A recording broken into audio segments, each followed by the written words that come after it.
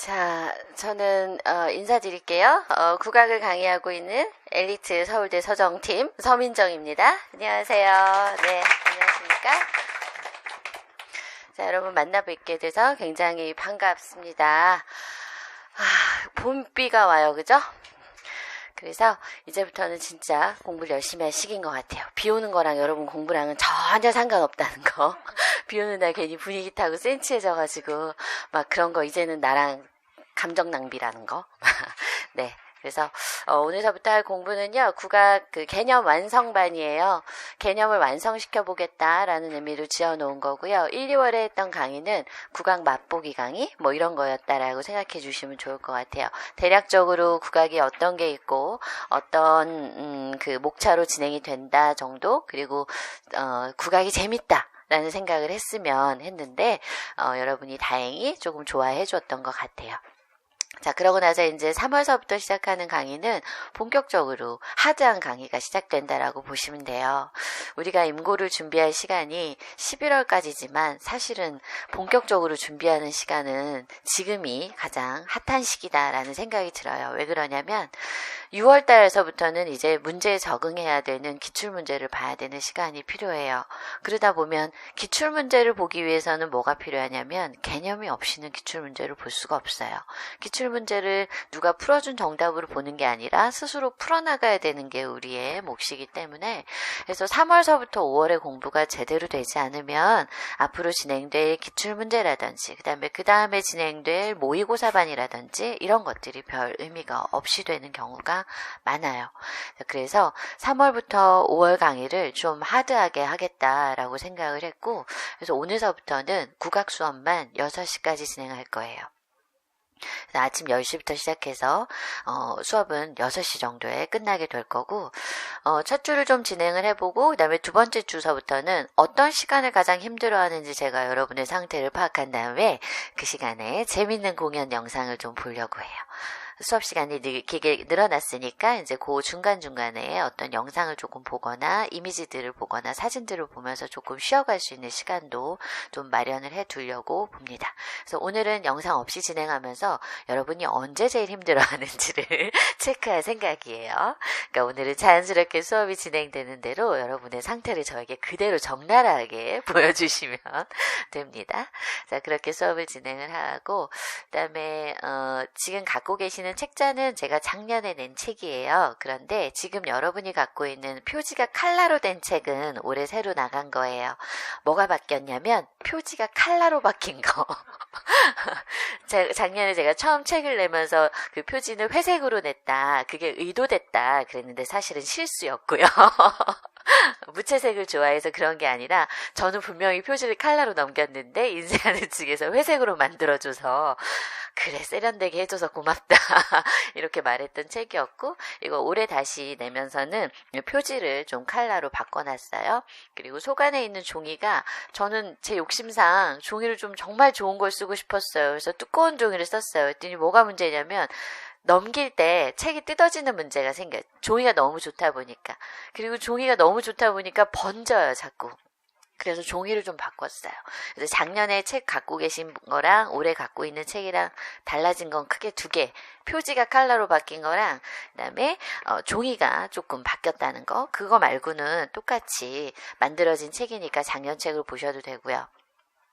그 다음에 저는 유인물을 조금씩 다음 주서부터는 많이 드릴 생각이에요. 그러니까 여기 담지 못했던 여러 가지 사이드 얘기들이 있는데, 저는 사이드 얘기는 가급적 걸러드리고 싶었어요.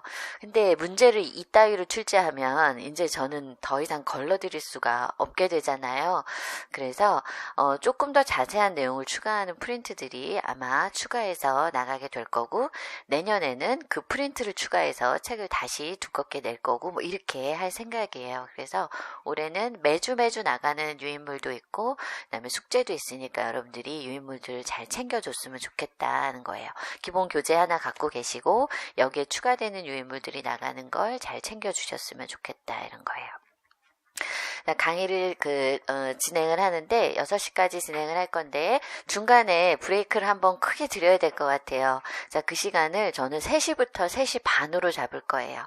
원래 수업을 진행하던 시간이 3시까지였으니까 자, 3시까지는 하드하게 수업을 진행을 하고 중간에 점심시간 1시간 있게 되고요. 그 다음에 3시 반서부터 수업을 또 시작해서 중간에 10분, 10분씩 쉬는 텀을 둘 생각이에요. 그러니까 커피가 생각이 나거나 뭐가 필요하거나 하는 시간들은 3시에서 3시 반 사이를 활용하시면 좋을 것 같아요. 자, 그래서 10시부터 강의를 시작합니다. 그래서 12시 정도까지 진행을 할 건데 중간에 한 번씩 짧은 브레이크는 있을 거예요. 그리고 12시부터 여러분 점심 식사하시고 1시에 돌아오시는 거예요. 1시서부터 3시까지 짧은 브레이크를 하는 수업 시간을 진행하고 3시부터 3시 반의 아예 조금 더 넉넉히 주어지는 브레이크다 이렇게 보시면 되고요. 3시 반서부터 다시 국악 수업을 시작을 해서 6시까지 진행을 하는데 이때도 사이즈 중간중간에 조금씩의 브레이크는 있을 거다 이렇게 생각해 주시면 좋을 것 같아요. 자, 이제 해볼까요? 자, 첫 장을 넘겼더니 핑크색 이면지가 하나 나오고 그 다음에 두 번째 장을 넘겼더니 국악 블랙홀을 해결하다 이렇게 돼 있죠. 여러분한테 국악은 굉장히 어려운 분야에 속해요. 왜 그러냐면 낯설어서 그래요. 낯설어서 자주 봤으면 자주 학교 다니면서도 더 많이 만났으면 아마 국악이 이렇게 어렵지 않았을 텐데 여러분이 만난 국악은 이거는 외계어예요. 그죠? 외계어서부터 시작해서 도대체 무슨 말인지 알아들을 수가 없는 말들만 연결되니까 결국 그게 싫어지는 거예요. 음악을 만나기도 전에 음악을 듣고 감동을 받기도 전에 그냥 그 이론만으로 그 체계만으로도 너무 무서운 게 되는 것 같은데 그 이유는 낯설어서였던 것 같아요. 자, 그래서 국악의 블랙홀을 해결해 보겠다고 전공자가 나섰습니다. 국악교육에 1세대가 있고요. 저는 2세대 정도에 해당한다라고 생각해요, 개인적으로. 국악교육의 1세대들이 한 일은요, 국악교육의 비중을 높여주신 거예요. 그래서 여러분이 알듯이 교과서에 있는 국악의 비중이 지금은 거의 뻥 조금 더 쳐서 절반. 그다음에 조금 현실적으로 얘기하면 40% 이렇게 볼 수 있죠. 그죠?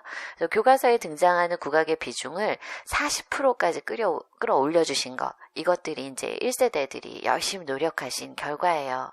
자, 그러고 나서 이제 2세대에 해당하는 제가 할 일은 그걸 가르칠 수 있는 방법을 알려줘야 된다라는 생각이 들어요. 그걸 그 40%의 우리의 밥그릇을 유지하려면 그 40%가 좋게 만들어야 되고 그 40%를 여러분들이 가르칠 수 있게 만들어야 되겠다 싶어요. 근데 그렇게 다가가는 첫 번째 단계가 저는 국악이 좋다라고 생각하시는 거라는 생각이 듭니다. 그래서 국악이 여러분 해치지 않아요. 여러분 물지 않아요. 국악은 그렇게 나쁜 애가 아니에요. 단지 우리가 만나지 못했던 거고 그 내막이 어떻게 생겼는지 잘 몰랐던 거다라는 생각이 듭니다. 그래서 제 강의는 막 강의 자료를 쭉 읽어나가는 이런 강의가 아니고요. 이렇게 계속 얘기하는 강의예요. 계속 얘기하고 그게 왜 그런지 얘기하고 이유가 뭔지 얘기하고 막 이렇게 쭉 얘기해가는 강의다 이렇게 보시면 될 것 같아요. 그래서 자료를 많이 주고 읽어주는 강의를 원하시면 저 말고 다른 강의 있고요. 그거 말고 왜 그런지 그래서 앞으로 어떻게 국악을 가르쳐야 되는지에 대한 본질적인 얘기를 하고 싶은 그게 자기 목적이다 싶으신 분은 들어주시면 좋을 것 같다는 생각이 듭니다. 자, 그래서 국악의 블랙홀을 해결하려는 국악교육의 2세대가 나섰어요. 그래서 교과서가 올해 바뀌기도 했고요. 그래서 여러분한테 가르치는 데 필요한 지식을 위주로 전달하는 데 노력을 하도록 하겠습니다. 올해 시험 문제가 약간 좀 문제가 많았던 시험 문제였어요. 그래서 올해를 계기로 다들 국악계에서는 자성의 목소리가 높아지고 있어요. 무슨 얘기냐면 가르치는 데 필요한 걸 내주자.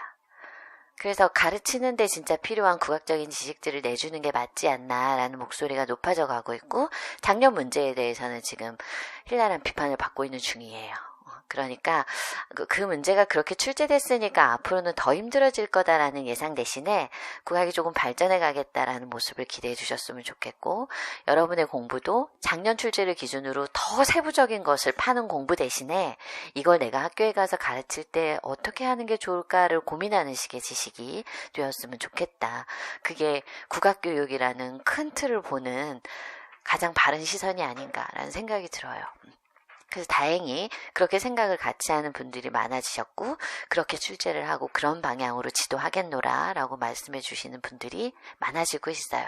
그래서 국악을 더 이상 싫어하게 만들지 말자. 이 문제가 도대체 국악 이론 전공하는 박사도 못 푸는 문제면 되겠냐. 이런 목소리들이 높아지고 있는 것들은 굉장히 다행스러운 일이라고 생각이 들어요. 근데 국악계 내부에서 이런 일들이 일어나고 있는 걸 잘 모른다면 여전히 국악을 더 어렵게, 더 복잡하게, 더 고악보를 파고 더 어려운 악보를 제시해가면서 가르치게 될 것 같은데 그렇게 가는 것은 지금 우리가 추구하는 방향과는 좀 다르다 싶은 생각이 듭니다. 자, 교원 임용시험 대비 전공음악 이렇게 써있고 개념국악 이렇게 써있어요. 전 좀 개념 있는 사람이 됐으면 좋겠다 싶기도 하고요. 수학책 중에 잘 나가는 책이 있어서 카피한 거기도 해요. 개념 원리 뭐 이런 게 있어서 굉장히 히트 친 적 있잖아요. 그래서 개념 원리라는 책들을 보면서 제가 든 생각은 국악도 좀 개념 있게 가르치면 좋겠다. 그 개념이 뭔지 알면, 왜 그런지 알면 재밌을 텐데 왜 이렇게 국악을 재미없게만 가르칠까라는 생각이 들었습니다. 자, 그다음 밑에는 국악 기본서라고 써놨어요. 말 그대로 여기 제가 담은 지식들은 국악을 공부하는 데 가장 기본이 되는 지식들 위주로 넣어놨어요. 그래서 쓸데없는 거, 이미 논문에서 밝혀졌던 내용, 뒤집어진 번복된 내용 이런 이론들은 담지 않았어요. 그런 것들은 제가 말로 언급하거나 추가 자료로 나가도 충분하다고 생각하고 뭔가 한 권의 책자로 굳어져야 되는 것들은 기본이 되는 것들이다 라는 생각이 들어서 교원 시험을 준비하는 데 있어서 꼭 필요한 내용 위주로 기본을 담은 책입니다. 그 다음에 서민정 편저라고 돼 있죠. 제가 편저라고 쓴 거는 저자가 아니라 저는 편집한 사람이다라는 의미예요. 국악 교육과 관련된 아니면 국악 이론과 관련된 여러 가지 개론서가 있어요. 거기 있는 내용들을 제가 짜집기 할 수밖에 없는 거지. 솔직히 얘기한 거죠. 이걸 내가 다 온전히 썼노라. 이렇게 말할 수는 없는 지식들이에요. 그래서 여러분들이 한 3-4권 봐야 되는 것들, 뭐 아니면 4-5권 봐야 되는 그 국악 개념서에 있는 내용들을 제가 교원 시험에 필요한 내용들을 위주로 제 방식대로 정리한 책이에요. 그죠? 제 방식대로 정리한 책이에요. 자, 그래서 서민정 편저라고 써 있어요. 자, 한 장을 넘겨보면 이게 태극마크도 아닌 것이 희한한 그래픽들이 나타나는데요. 뭔가 그림을 쓸 때도 좀 의미를 담고 싶었어요. 그래서 아무 의미 없이 편종평경 사진을 넣거나 뭐 북을 그냥 하나 집어넣거나 이렇게는 만들고 싶지 않았어요. 그러던 중에 이 프로그램을 알게 됐어요. 이거는 워드크래프트라는 프로그램이에요. 그래서 내가 원하는 단어를 집어넣어요. 한 60개, 70개 되는 국악과 관련된 단어를 집어넣으면 그게 쉐이프가 돼서 나오는 프로그램이에요. 여러분들도 활용해 볼 수 있는 프로그램인데 나비도 있고 별도 있고 높은 음자리표도 있고 낮은 음자리표도 있고 이런 식으로 굉장히 많은 도안들이 있고요. 그 도안들 안에 제가 집어넣은 그 텍스트들이 이렇게 디자인돼서 나오는 프로그램이에요. 그래서 이런 것들을 활용해서 국악에서 가장 비슷한 걸 찾다 보니까 그 도안 중에 우리나라 게 아니잖아. 그치? 외국 거잖아. 그러니까 국악하고 비슷한 도안이 뭐가 있을까 찾다 보니까 태극마크 비스무리한 게 있더라고요. 그래서 그것들에다가 국악과 관련된 단어를 집어넣은 것들이에요. 그래서 여러분 표지를 봐도 이 표지 안에 들어있는 단어들을 하나씩 개념 정의할 수 있으면 성공한 수업이다 라는 생각이 들어요. 청성, 율, 그다음에 영산회상, 병창, 장단, 보호자 이런 것들을 보면서 음악적인 특징을 좀 떠올릴 수 있으면 좋겠다 라는 생각이 들어서 이런 식의 디자인을 했어요. 자, 그 다음에 이제 차례를 보니까 국악의 기본 개념도가 1장이죠. 그 다음에 국악의 이해 이렇게 돼 있고 기초이론 이렇게 돼 있어요. 자, 그 다음서부터는 음악이 펼쳐지는데 의식음악, 정악, 민속악, 창작국악 이렇게 되어 있습니다. 그래서 음악의 종류는 크게 4가지로 구분을 해 두었어요. 의식음악, 정악, 민속악, 창작국악. 자, 그 다음에 밑에는 이런 음악들을 연주하는 악기에 대한 이해가 필요해서 국악기 항목을 뒤에 두고 마지막에는 이런 것들이 전부 일어난 역사적인 걸 마지막에 다루게 돼요. 자, 국악사를 처음 시작하지 않고 제일 마지막에 둔 이유는 국악에 관한 기본 이론이나 악곡을 어느 정도 알고 나면 그 다음에 이런 것들의 순서를 배열하는 작업이 저는 국악사라고 생각이 들어요. 그래서 국악사를 처음에 가르칠 때 제일 어려운 부분이 뭐냐면 용어들을 제대로 몰라서 설명하는 게 너무 길어지는 거예요. 그런데 앞에서부터 기초이론, 국악에 대한 이해, 악곡 이런 사실들을 배우고 나면 나중에 국악사가 조금 쉬워지게 돼요. 아, 그때 알았던 음악이 여기 들어가는 거구나. 이 음악이 이렇게 변했구나. 이런 것들을 알아가는 데 도움이 돼서 제일 마지막에 국악사를 집어넣어 놨습니다. 자, 그래서 교재는 이렇게 생겼고 교재를 풀어가는 중간중간에 문제들이 있어요. 그래서 이런 문제들을 정답 해설하는 부분을 제일 마지막에다가 집어넣었어요. 자, 한 장을 다시 넘겨주시면 거기에 짧은 제 인사말이 써 있습니다. 쉽게 얻은 것이 있으면 그것은 쉽게 없어지거나 진정한 내 것이 아닌 것입니다. 이렇게 써 있죠. 저는 이거 로또에 좀 비유하고 싶은데 저는 로또 당선되고 싶지가 않아요. 로또에 당첨되고 싶지가 않아요. 이게 무슨 개소리인가 생각하실 건데 왜 그러냐면 그만큼 저한테 어마어마한 돈을 주면 나한테 뭘 뺏어가야 되잖아요. 세상에 공짜는 없는 거거든요. 자, 그냥 이 많은 돈을 네가 복권에 당첨됐다는 이유로 너에게 줄게. 이걸로 끝나지 않는다는 거예요. 그만큼 큰 행운이 나한테 왔으면 내가 갖고 있는 어떤 행운 중에는 반납해야 될 부분이 있다라는 건데 저는 돈과 맞바꾸고 싶은 제 행운이 없어요. 남편을 바꾸고 싶지도 않고요. 자식을 딴 애를 데리고 오고 싶지도 않고 지금 하고 있는 일을 뺏기고 싶지도 않고 제가 알고 있는 국악적인 지식을 내놓고 싶지도 않아요. 그 돈과 바꿀 수 있는 거는 제 건강도 아니고 아무것도 아니다라는 생각이 들어서 저는 그냥 그거 됐고 제가 열심히 벌어서 살게요. 라고 대답할 것 같아요. 그래서 여러분 항상 무슨 일이든 그렇게 생각했으면 좋겠어요. 뭔가 나한테 크게 온 게 있으면 나는 그만큼 내놔야 되는 거지 크게 얻고 이것도 얻고 나만 잘 되고 계속 좋고 이런 경우는 별로 없다라는 생각이 들어요. 그래서 이런 거 있잖아. 오늘 아침에 학원을 오는 길에 비가 왔어. 아, 개강날서부터 비가 오고 지랄이야. 막 이렇게 생각할 일이 아니라 오늘 개강날 비가 왔으니까 내가 합격할 운으로 조금 플러스가 됐겠지? 이렇게 생각하는 거야. 아침에 막 뛰어서 지하철을 타려고 에스컬레이터로 막 뛰어서 내려왔는데 갔어. 쉣 이럴 일이 아니라 이 행운이 또 조금 모여서 나한테 합격으로 오겠지. 여러분한테 합격이라는 거 이상 더 바라는 큰 행운이 있어요? 없잖아요. 그걸 위해서 여러분의 조금만한 일상의 행운들을 조금 모아둔다고 떼어둬서 모아둔다고 생각하면 어떨까 싶어요. 밥을 먹으러 갔는데 하필 내 밥그릇에 머리카락이 있을 게 뭐람? 이 아니라 그래 이거 내가 빼내고 안 먹은 게 어디야. 그치? 입으로 안 들어간 게 어디야? 그러니까 이 행운이 나한테 쌓여서 결국 뭐로 오지 않을까? 합격으로 오지 않을까라는 기대를 하셔도 좋다라는 생각이 들어요. 뭔가를 생각할 때 왜 나만? 이라는 생각이 나는 제일 나쁘다고 생각이 들어요. 왜 나한테만 이런 일이 생길까라는 생각 대신에 이게 모여서 나한테 큰 기쁨이 될 거다라고 생각하는 게 어떨까 싶어요.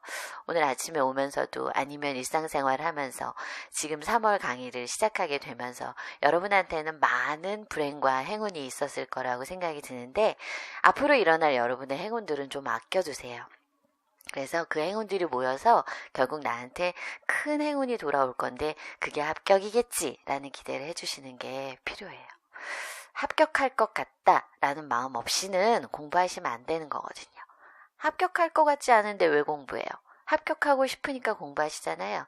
그래서 그런 행운들이 모여서 여러분한테는 큰 복으로 다가올 거다라고 생각해 주세요. 그리고 혹시나 올해 잘 안 돼서 실패한 분이 계시다면 그거는 지금이 때가 아니어서 그렇다라고 생각해 주세요. 사람마다 다 때가 있는 거예요. 제가 노량진에서 강의를 하는 것도, 제가 대학을 가는 것도, 제가 박사를 시작하는 것도, 제가 결혼을 하는 것도, 아이를 낳는 것도 다 그때여서 그랬던 거지. 그걸 미리 할 수 있거나 미리 땡길 수 있는 상황은 아니었다. 그게 내 운명이었다라고 받아들이는 게 가장 정신 건강에 좋아요. 안 그러면 계속 비관하면서 살게 되잖아요. 그럼 별로 살고 싶지 않아지고 그런 공부도 하기 싫어져요. 그래서 뭔가 다 때가 있는데 아직까지 나한테는 그때가 아니었나 보다. 나보다 훨씬 더 먼저 가야 되는 사람들이 조금 더 있었나 보다. 그래서 내가 올해 열심히 공부하면 올해는 내 때가 맞는 거다. 나는 오래 갈 거다. 이렇게 생각해 주셨으면 좋겠고, 꼭 가자 라는 생각이 들면 열심히 공부를 하시게 될 테니 정말 가시게 될 거다라고 생각이 들어요. 자, 얻기 위한 노력이 있어야 진정한 내 것이 되고 오래도록 남게 됩니다.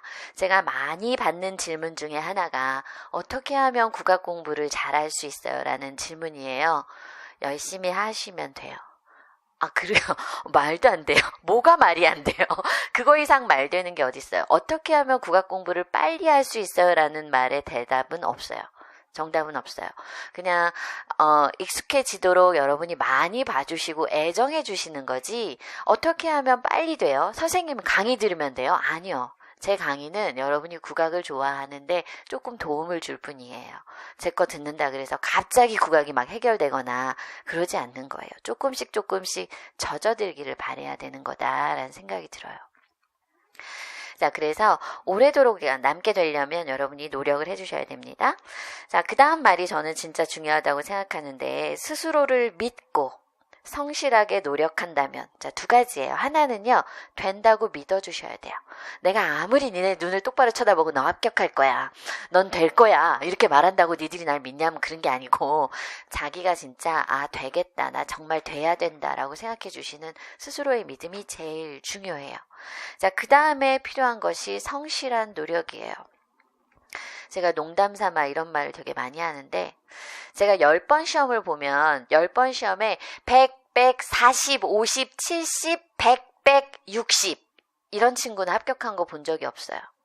근데 80, 80, 80, 80, 80, 80, 80, 80 이런 친구들은 합격해요. 무슨 말인지 이해되셨어요? 공부에 기복이 너무 많이 심하다거나 이렇게 어떤 주는 너무 잘하고 어떤 주는 너무 못하는 이런 사람들이 합격하는 게 아니라 합격의 그레이드는 다 꾸준히 다 어떤 분야든지 다 열심히 하는 이 성실함에서 나온다 싶어요. 80, 80, X, 80, 80, X, 80, 80 이거 안 돼요. 계속해서 10번 시험을 보면 10번 시험 보는 동안 내내 계속 제출해주는 사람, 인강을 들으면 매번 같은 시간에 그 업로드 되는 사람, 답안지 업로드 되는 사람, 그게 필요해요. 아마 1, 2월 강의 들어보신 분들은 지금 제가 무슨 말 하는지 좀 감이 오실 거예요. 여러분 7번 동안 골든타임 제출했는데 제 시간에 꼬박꼬박 제출하는 거 쉬워요, 어려워요? 그러니까 겨우 7주 해놓고 지금 어려워요 이러고 있잖아요. 근데 여러분이 공부하는 기간 내내 저한테는 같은 시간에 같은 답안지를 제출해 주셔야 되는 거잖아요. 그것만 지키면 합격한다라고 제가 정말 극단적으로 얘기해도 안 하잖아요. 그러면 안 돼요. 뭘 하겠다고 마음 먹었으면 계속 같은 시간에 답안지를 제출해 주시고 업로드하는 게 필요해요. 자, 이거는 제가 제출 많이 받고 싶어서 하는 얘기가 아니라 그렇게 제출하고 있다는 거는 많은 걸 의미해요. 여러분의 공부가 제대로 되고 있다. 뭔가 방해받는 요소가 없다. 학습이 꾸준히 일어나고 있다. 여러 가지를 방증하는 일이다라고 생각이 들어요. 그래서 매주 정해진 시간에 강의를 듣고 정해진 만큼의 공부를 하셔서 정해진 시간에 답안지를 내주시는 게 여러분의 합격을 조금 더 당기는 길이에요. 자, 이걸 저는 성실 이렇게 얘기하고 싶어요. 성실. 그래서 첫 번째는 믿음. 된다라고 믿을 것. 네, 두 번째는 성실. 이것만 있으면 합격하지 않나 싶어요. 언제라고 하는 타이밍의 문제지 이 두 개가 꼭 필요하다. 공부를 하는 데 있어서는 그런 생각이 듭니다. 자, 이렇게 하시면 반드시 합격을 이루게 될 것입니다.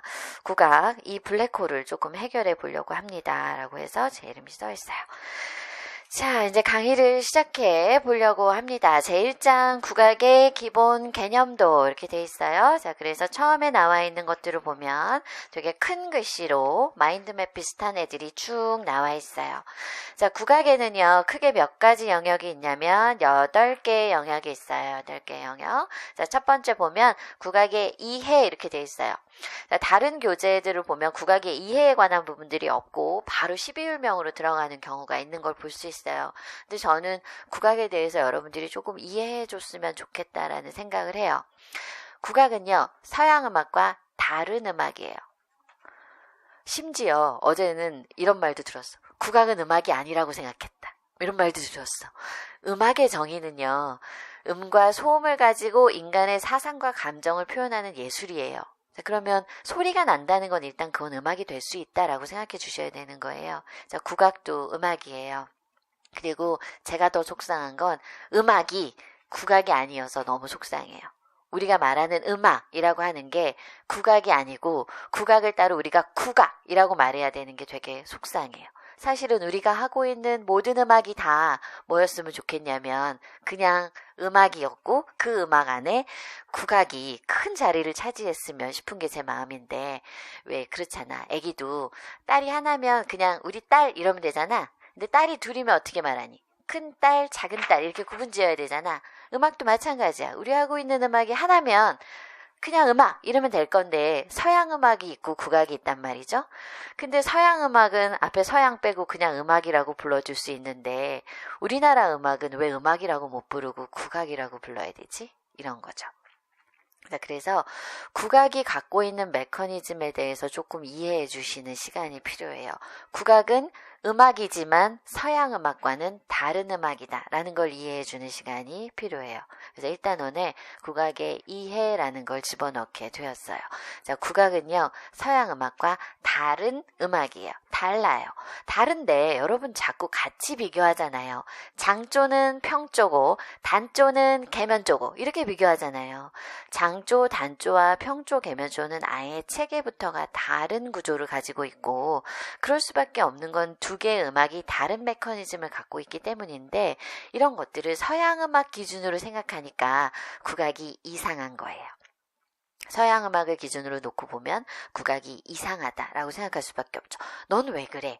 너도 음악인데 너는 왜 그래? 이렇게 생각하는데 국악은 국악 나름의 질서와 메커니즘을 갖고 있다라는 걸 이해해주는 시간이 국악의 이해에 대한 시간입니다.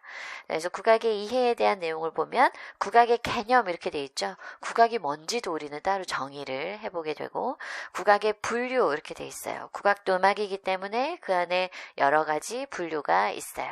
자, 그 다음에 국악의 멋과 정신 이렇게 돼 있어요. 국악이 너무 좋은 걸 알아가는 데는 국악 안에 담겨 있는 멋이 있는데 그 멋이 여러분한테 멋있다여야 되는데 촌스럽다 이면 안 될 것 같아요. 자, 그래서 국악에 담겨 있는 멋, 그 다음에 거기에 담겨 있는 정신에 대한 얘기를 국악의 이해라는 항목에서 하게 됩니다. 자, 이제 국악에 대해서 어느 정도 이해를 하셨다면 그 다음에 우리한테 필요한 것은 이론이에요. 그죠? 그래서 기초 이론으로 들어가면 처음에 써 있는 것이 12율 이렇게 돼 있고 그 다음에 3분 손익법, 음계, 선법, 악조 이렇게 돼 있어요. 자, 위에는 거의 다 음의 높이나 음의 질서에 관한 얘기가 써 있고 밑으로 내려가면 장단, 음의 길이에 관한 부분이 써 있어요. 자, 그다음 기보법으로 된 고악보가 있겠죠. 그죠? 기보법은 악보를 기록하는 방법이고 고악보는 그걸로 기록된 그런 기보법들을 사용한 악보에 해당하는 거예요. 자, 그래서 기보법 다음에 고악보가 있어요. 자, 고악보에 있는 음악들을 분석해 보면 우리나라 음악의 고유한 형식을 알게 됩니다. 자, 그리고 이런 형식들을 살펴보게 된 다음에 마지막에 종지형이라고 하는 기초 이론을 배우게 돼요. 자, 여기 써있는 12율, 3분 손익법, 음계, 선법, 악조, 장단, 기보법, 고악보, 형식, 종지형 이 정도가 국악의 기초 이론에 해당돼요. 여러분이 생각하는 서양 음악의 구조와는 조금 다른 기본 이론, 기초 이론 분류인 것 같아요. 자, 이렇게 돼 있고 이런 것들을 알고 나면 이제 이것들을 어떻게 해야 되냐면 실제 음악에서 나타나는 걸 눈으로 확인해 줘야 됩니다. 자, 그게 나타나는 게 의식음악서부터 이제 실제 음악을 살펴보는 거예요. 앞에서 배운 기초 이론이 어떤 방식으로 악곡에 나타나고 있는지를 살펴보는 게 의식음악입니다. 자, 의식음악이라고 하는 것은 의식을 할 때 사용하는 음악 이런 뜻이겠죠. 그죠? 자, 어떤 의식들인지 밑에 보면 종묘제례악, 종묘제례를 지낼 때 사용하는 음악. 자, 사직제례악, 사직제례를 지낼 때 사용하는 음악. 문묘제례악은 여러분이 대답해 보세요. 문묘를 지낼 때 이러면 안 돼. 문묘가 뭔지 이제 얘기해야 될 테니까. 자, 문묘제례를 지낼 때 사용하는 음악 맞고요. 문묘제례라고 하는 건 공자의 제사음악이다 이렇게 얘기할 수 있고, 아까 종묘제례에서 사용하는 음악 그랬는데 종묘제례는 조선시대 왕과 왕비의 제사음악을 얘기한다. 자, 사직제례라고 하는 것은 땅의 신과 곡식의 신한테 지내는 제사를 얘기한다 이렇게 봐요. 자, 우리나라에는 크게 큰 제례가 한 4개 정도 있는데요.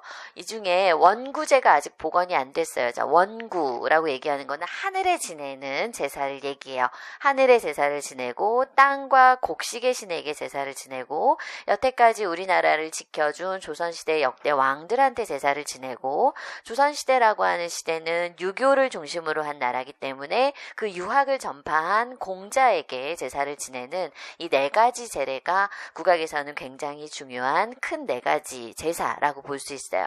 근데 이 4가지 제사 중에서 지금 아직 원구제가 복원이 안 된 상태다라고 얘기할 수 있고, 사직제례는 2012년 정도에 복원이 됐어요. 자, 그래서 곧 이제 원구제도 만들어지고 거기에 해당하는 음악도 나오지 않을까 싶은 생각이 듭니다. 우리는 제례학이 세계일 때 빨리 합격합시다. 네. 자, 그렇게 제례악 3가지가 있고요. 자, 그 다음에 범패라고 하는 음악이 있는데, 조선시대의 유교시대를 겪기 전에 우리는 국교가 불교였다는 시대를 오랫동안 겪었어요. 통일신라시대, 신라시대, 그 다음에 고려시대, 이런 시대에 대부분 우리나라의 종교는 불교에 해당했기 때문에, 그 불교에서 사용하는 음악, 범패라고 하는 게 있어요. 자, 그 다음에 무악이라고 하는 거는, 이 무자는 무당 무자예요. 자, 그래서 무당이 구술할 때 사용하는 음악, 토속 민간신앙의 음악 이렇게 볼 수 있겠죠. 자, 그러면 우리나라 의식음악의 종류는 크게 제사 지낼 때 사용하는 음악, 불교에서 사용하는 음악, 무속의식에서 사용하는 음악, 이렇게 3가지로 볼 수 있고, 이 제사라고 하는 것은 지금은 3개 정도로 분류가 되지만 곧 원구제가 추가될 수가 있다, 이런 얘기예요. 자, 그 다음에 이제 다음 장으로 넘겨봅니다. 자, 정악이라고 하는 음악이 있고, 민소각이라고 하는 음악이 있고, 창작국악까지가 전부 음악이에요. 자, 이 중에서 쉬운 거 먼저 갑시다. 창작국악서부터 갑니다. 자, 창작국악이라는 말을 그대로 말을 풀면 창작된 국악 이런 뜻이죠. 그죠?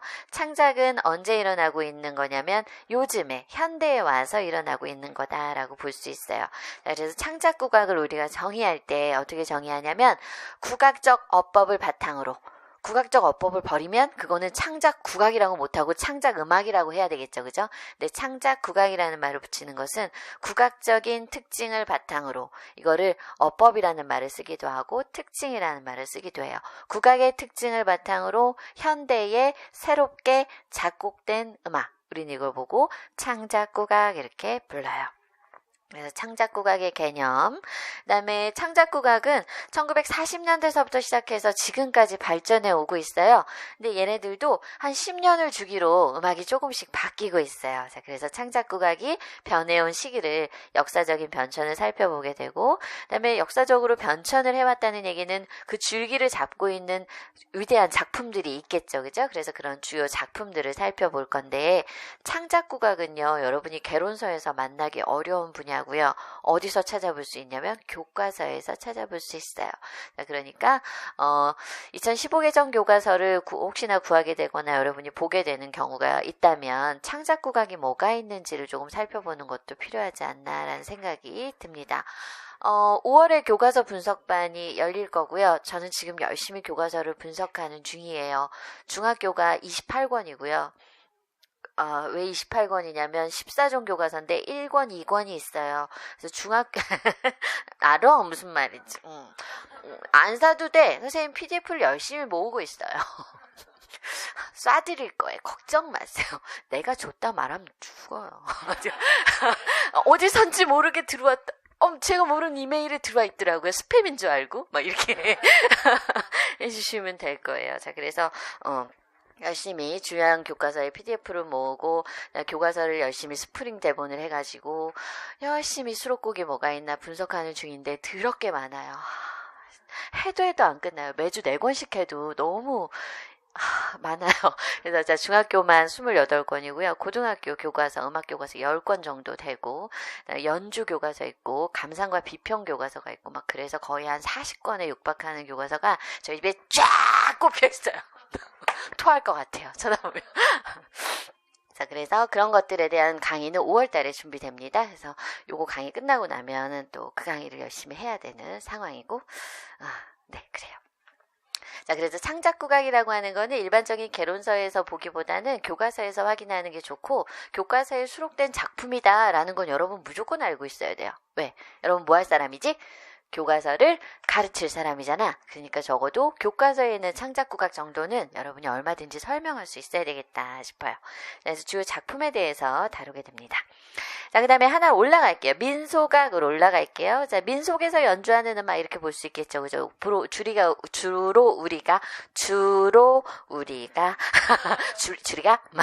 주로 우리가 듣는 민속이라고 하는 말의 뜻은 민간 풍속 이런 말이죠. 그죠? 그래서 일반 사람들, 일반 서민들을 대상으로 하는 음악. 근데 이 일반 서민들이 모두 다 민속악을 할 수 있으면 우리는 전부 다 국악 전공이어야 되겠죠. 그죠? 근데 그게 아니니까 전문 예술가의 음악 이렇게 볼 수 있어요. 음악을 전문적으로 하는 사람들. 자, 그러면 민속악이라는 말이 전문 예술인의 음악이라고 본다면 전문 예술인의 지위가 어떤 것 같아요? 별로 높지는 않은 것 같죠. 그죠? 옛날에 음악하는 사람들은 백정과 비슷한 천민에 해당하는 그런 기능 보유자 이 정도에 지나지 않았어요. 자, 그거는 뭐 서양음악도 비슷하리라는 생각이 듭니다. 뭐 여러 연주를 하는 사람들이나 이런 사람들의 지위는 크게 높지 않고 궁정의 악사나 뭔가 지휘권을 쥐고 있는 사람들이 좀 높은 지위를 가졌었죠. 그죠? 자, 그래서 민속악이라고 하는 음악은 일반 서민들의 음악이나 아니면 전문 예술가가 하는 음악을 얘기하는데 가장 대표적인 거 판소리예요. 그래서 여러분도 민속악이라는 말을 들으면 자연스럽게 뭐가 제일 먼저 떠올라야 되냐면 판소리가 먼저 떠올라야 돼요. 자, 그 다음에 판소리 옆에는 비슷한 애가 써 있어요. 자, 창극 이렇게 써 있죠. 판소리를 바탕으로 음악극을 만들어 놓은 것을 창극 이렇게 얘기하고, 그 다음에 그 옆에는 신하위라고 하는 게 써 있는데 이거는 기악 합주 예요. 신하유는 기악 합주. 자, 그 옆에 써 있는 산조는 기악 독주예요. 이렇게 볼 수 있어요. 자, 그러면 소리로 시작해서 그 다음에 기악으로 이동하고 있죠. 그죠? 자, 그 다음에 잡가라고 하는 게 있어요. 왜 잡가냐면요. 잡지 같아서예요. 잡지에는 어떤 내용이 수록돼 있죠? 굉장히 다양한 잡학 지식들이 수록돼 있죠. 그죠? 알쓸신잡 이런 데서 잡을 쓰는 것처럼. 자, 그래서 잡가라고 하는 거는 판소리도 아니고 민요도 아니고 가곡도 아니고 이런 복합적인 내용들을 다루는 음악이다라는 뜻에서 잡가 이렇게 불러요. 자, 그 다음에 일반 사람들이 부르는 민요라고 하는 노래가 있을 거예요. 자, 그 다음에 가야금 병창이라고 하는 장르가 하나 있고, 그 다음에 민속악 중에서 대풍류라고 하는 게 있는데, 대풍류라고 얘기하면 줄풍류와 다르게 관악기 위주로 연주하는 음악 이런 뜻을 갖고 있겠죠. 그죠? 대가 대나무에 해당하고 풍류라고 하는 건 고상하게 노는 거예요. 대나무 계통의 악기를 연주하면서 고상하게 노는 음악. 뭐 이런 뜻이에요. 자, 그 다음에 풍물놀이라고 하는 걸 여러분이 가장 친숙한 단어로 바꾸면 농악 이렇게 돼요. 농사 지을 때 많이 연주하던 음악이니까. 근데 이제는 농악이라는 말 대신에 풍물놀이라는 말로 썼으면 좋겠어요. 문화재 지정도요, 농악으로 되어 있어요. 근데 농악이라는 말이 요새는 별로 안 좋은 것 같아요. 자, 그래서 농악 또는 풍물놀이 이렇게 얘기하는데 여러분이 답을 쓸 때는 저는 풍물놀이라고 썼으면 하는 생각이 듭니다. 자, 그 다음에 풍물놀이가 너무 많은 사람들이 연행을 하다 보니까 이 사람들 중에서 엑기스만 뽑아서 무대에 올리는 거, 그걸 보고 우리는 사물놀이라고 얘기해요. 사물이니까 몇 명이 이 무대에 올라갈까요? 4명이 올라가고 그 4명이 각기 다른 악기를 연주하는 경우를 얘기하죠. 자, 이런 것들을 우리는 민속악이라고 하는 데서 다루게 되는데 일반 서민들이 음악을 연주하기까지 오랜 시간이 걸렸어요. 음악이라고 하는 거는 궁중이나 나라 그리고 뭔가 권력계층이 누리는 거였지 이것들이 일반 서민들이 즐기는 음악까지 내려올 때는 많은 시간이 걸렸거든요. 자, 그래서 우리가 얘기하는 민속악이라고 하는 것은 거의 조선 후기에 가서야 생기게 되는 말이에요. 자, 그럼 그 전까지 있었던 일반 사람들의 음악은 어떤 장르를 구분하지 않을 정도로 비전문적인 음악들이었다. 이렇게 보면 돼요. 그죠? 민소각이라는 말을 획득하려면 어떤 전문가의 예술성이 돋보이는 음악이어야 된다라고 생각해 주면 좋을 것 같아요. 그래서 우리가 그동안 불렀던 많은 할머니들이 불렀던 자장가 이런 것들은 그냥 옛날 사람들이 부르던 노래 이런 거였고, 이게 민요라는 어떤 장르를 하나 획득하기 위해서는 닐리리아, 경복궁 타령, 풍년가 뭐 이런 식의 뭔가 정형화된 노래들, 여러 사람들이 다 통용하는 음악들을 만들어지는 시기가 조선 후기다라고 보면 돼요. 자, 그럼 그 이전까지 있었던 일반 사람들의 음악은 주목하지 않아도 좋겠다, 이런 얘기죠. 그죠? 우리가 아카데믹하게 다루는 민소각이라고 하는 것은 조선 후기에 만들어진 거다, 이렇게 생각해 주면 됩니다. 자, 그 다음에 이제 그 궁중계층에서 나라나 그 다음에 권력이 있는 사람들이 지고 있었던 음악이에요. 정악 이렇게 돼 있어요. 아니, 지들이 뭐 얼마나 바르다고. 바른 음악 이렇게 갖다 붙여놓은 이 정자가 바를 정자거든요. 요새 같아서는 전혀 바르지 않은 것 같아요. 그분 오늘 뭐 회견하신다면서요? 너무 실망했어요. 저는요, 개인적으로 되게 좋아하는 정치인 중에 한 명이었어요. 근데 나한테 어떤 자괴감이 들었냐면, 내가 사람을 이렇게 볼 줄 모르나? 이런 생각이지. 내가 난 정치인 진짜 싫어하는데 내가 유일하게 괜찮다고 생각한 정치인이 저럴 수 있나라는 생각이 들어서 내가 그렇게 사람 보는 눈이 없나? 라는 생각이 들 정도로 되게 서글퍼지는 일이었어요. 나빵. 나도 운동 있잖아요. 요새 일어나고 있는 나도 운동. 나도 운동. 이렇게. 제 강의가 인강으로 녹화돼서 팔리고 있기 때문에 제가 무슨 말을 하면 잡혀갈지도 몰라요. 여러분이 절 지켜주셔야 돼요. 나의 임고를 위해 서민정을 석방하라. 이렇게 국정원 앞에서 데모해 주셔야 돼요. 별뜻 없이 하신 말씀이다. 그냥 우리 웃자고 한 얘기였다. 나도 운동이었다. 막 이렇게 해주셔야지. 서민정을 가둬라. 막 이러시면 안 돼요. 여러분 임고 누가 책임져요? 블랙홀 해결해야 되는데. 걱정돼요. 워낙 이런 센세이셔널한 발언을 많이 하고 욕도 지게 많이 하고 그래서 언제 잡혀갈지 몰라요. 갑자기 끌려갈지도 몰라요. 검은 옷을 입는 사람들에게. 자, 그래서요, 바른 음악이라고 말할 거면 지들이 발라야 된다, 뭐 이런 생각이 들고, 애들을 공부시키려면 여러분이 공부를 잘해야 된다, 이러고 싶어요. 여러분 되고 싶은 거는 애들 공부시키는 사람이잖아. 근데 니들이 공부를 못하면서 애들 보고 공부 잘하라 그럴 수 없잖아. 선생님이 맨날 지각하면서 애들한테 제 시간에 오라 그러면 그게 먹히냐?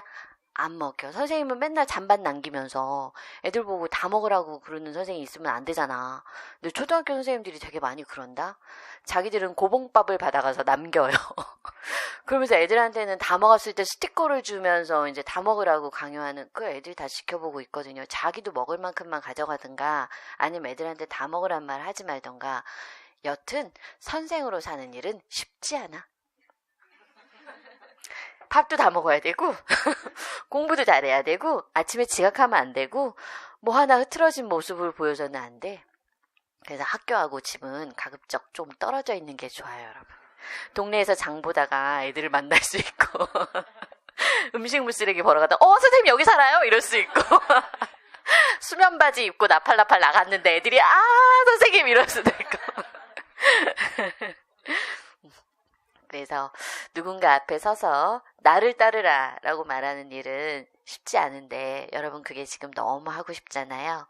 그래서 자기를 좀 돌아봤으면 좋겠어요. 내가 과연 애들 앞에서 선생님처럼 해 라는 말을 할 수 있을까? 그런 사람인가? 이런 거 한번 생각해 보는 게 좋겠어요. 거짓말하면 안 되지. 선생님한테 다 솔직히 말해야 되는데 니들 나한테 솔직히 말해? 막 이런 거 한번 생각해 봤으면 좋겠어요.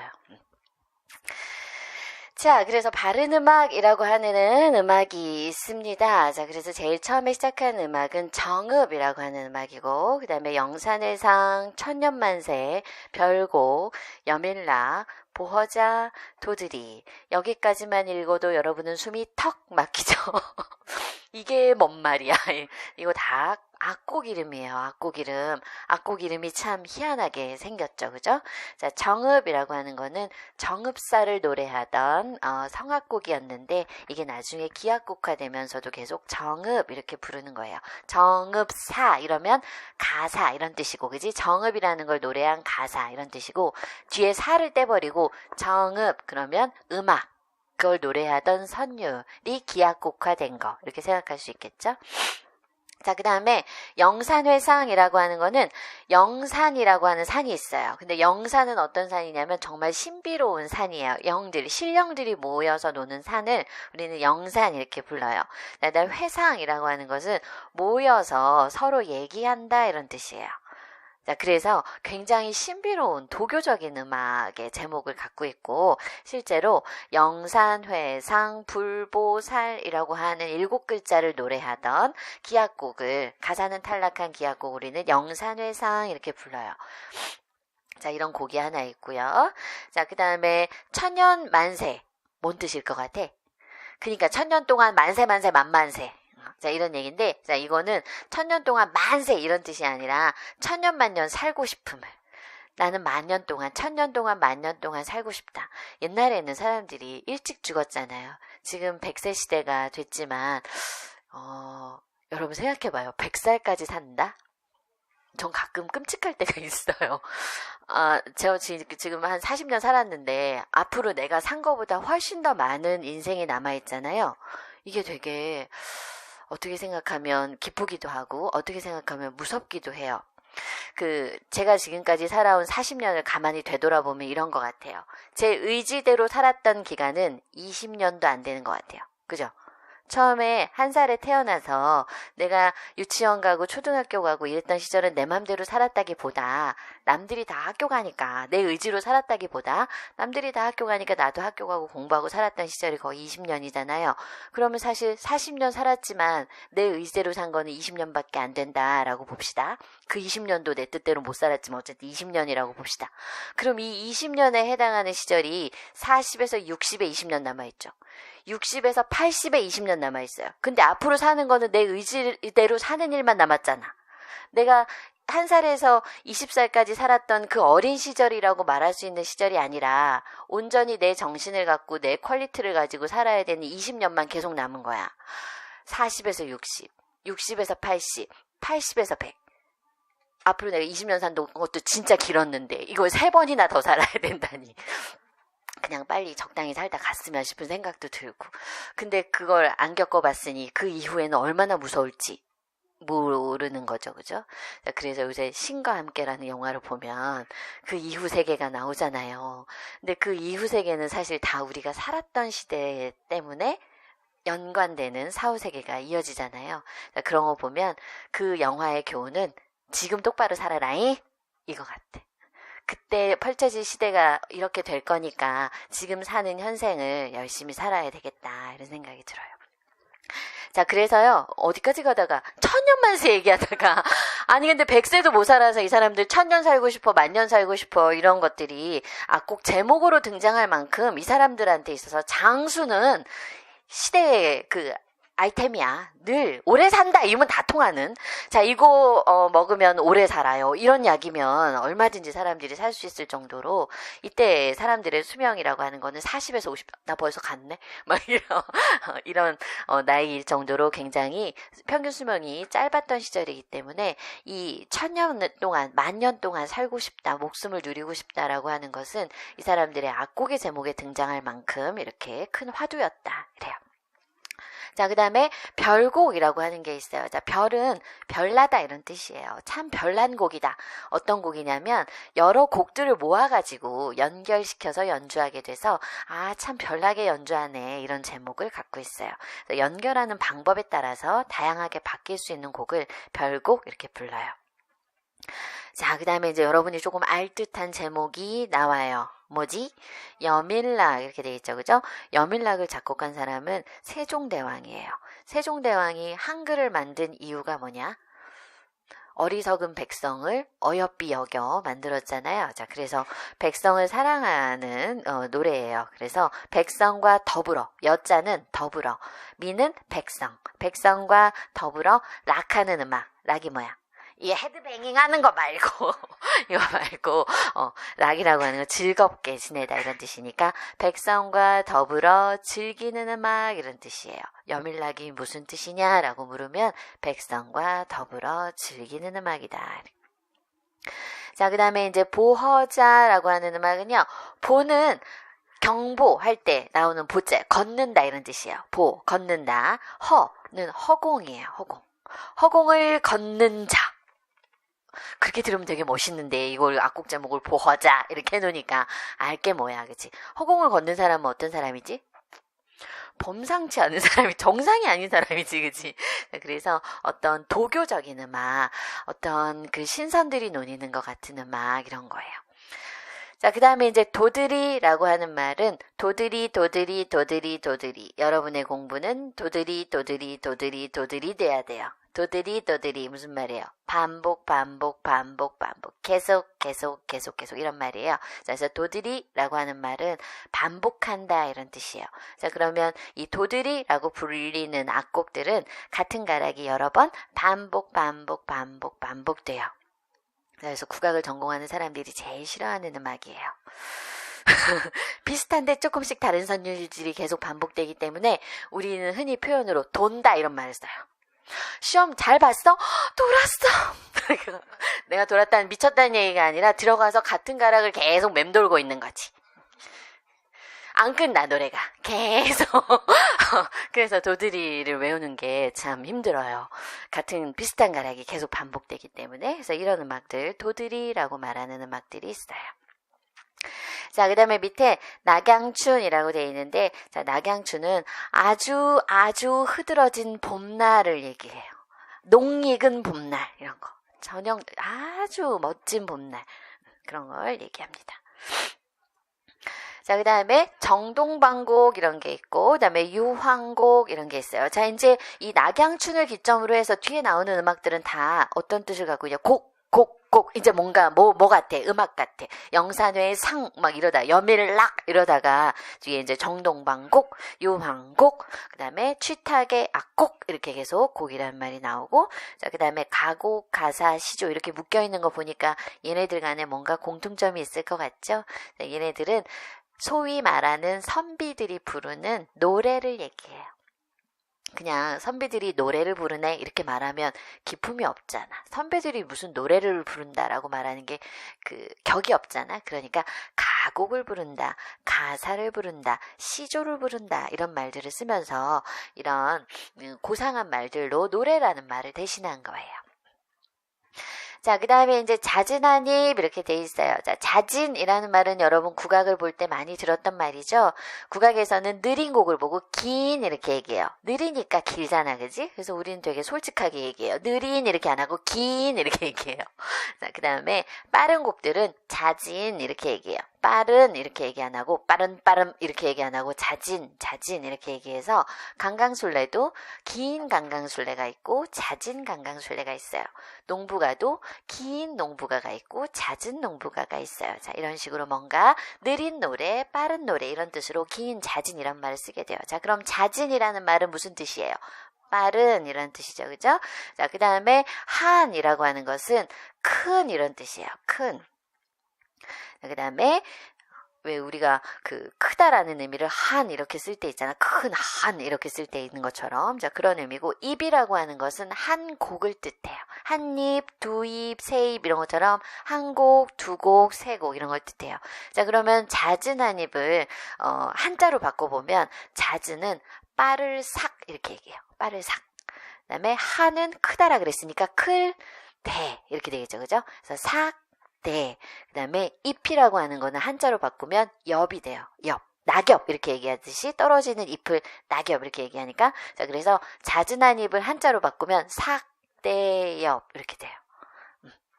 자, 그래서 잦은한 잎은 삭대엽이라고 하는 어떤 곡을 한글로 부르는 이름이다 이렇게 볼 수 있고 자, 대엽이라고 하는 거는 가곡에 속하는 성악곡인데 가사를 떼버리고 기악곡화된 음악을 얘기한다 이렇게 얘기할 수 있어요. 자, 그러면 정악의 특징은 대부분 어디서 출발하냐면 성악곡에서 출발하죠. 그죠? 다 가사를 갖고 있는 성악곡이었어요. 자, 근데 이거는 국악이나 서양 음악이나 마찬가지예요. 자, 서양 음악도 다 어디서 출발하냐면 성악곡에서 출발해요. 그레고리오 성가서부터 출발해서 그게 발전해서 뭐 클라우줄라를 덮여서 뭐 모테르가 되는데 그 모테르가 어떻게 되고 막 이렇게 되잖아요. 그죠? 그런 것처럼 성악곡에서 출발해서 기악곡화된 음악들이 많다. 그다음에 노래 제목들이 어떤 곡으로 되어 있는 것들도 많지만 뭔가 의미를 담고 있는 악곡들의 제목이 많아서 우리는 좀 어렵다. 그러나 이제는 영산해상, 천년만세, 별곡 이런 말 들으면 국악곡에 속하는 어떤 악곡들인데 이런 것들은 궁중이나 선비들이 연주하던 음악을 얘기한다. 이럴 수 있을 것 같아요. 자, 그래서 제가 아무 단어나 여러분한테 이제 얘기할 거예요. 그럼 여러분이 그게 어디에 속하는지 얘기해 주시면 돼요. 종묘제례악, 영산회상, 청아, 잡가, 민소각, 그지? 그 다음에 침향무, 창작국악 이렇게 얘기하시면 못 들어본 거예요. 지금까지 내가 언급하지 않은 이상한 공목을 얘기한다. 그러면 그냥 창작국악 이렇게 대답하시면 될 것 같아요. 소멸의 시간. 그렇지. 잘하네.